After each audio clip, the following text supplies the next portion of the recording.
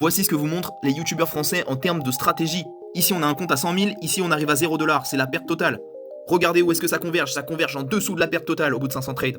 Aujourd'hui, je viens de réaliser un backtest de la stratégie OPR ou ORB, Open Price Range ou Open Range Breakout. C'est des stratégies qui sont montrées par des grands youtubeurs français sur la thématique du trading.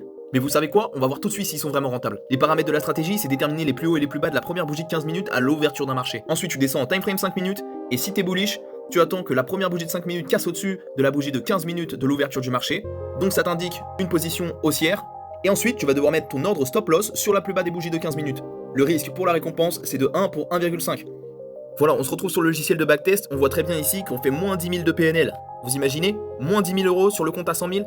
Tous ces youtubeurs français qui vous font payer pour avoir un open price range en stratégie, quelle bande de gros menteurs. Regardez-moi cette courbe dégueulasse. 32% de win rate sur 50 trades. Regardez un petit peu les résultats des youtubeurs français qui prônent l'open price range. Ils sont absolument décevants. Ici, on va faire la simulation de Monte Carlo. On va partir d'une balance de 100 000 $, avec un gain moyen de 1415 $ et une perte moyenne de 974 $, avec un win rate de 32%. Admettons qu'on trade la stratégie 500 fois, qu'on répète cette stratégie sur 25 traders. J'ai juste à cliquer sur le bouton pour démarrer la simulation.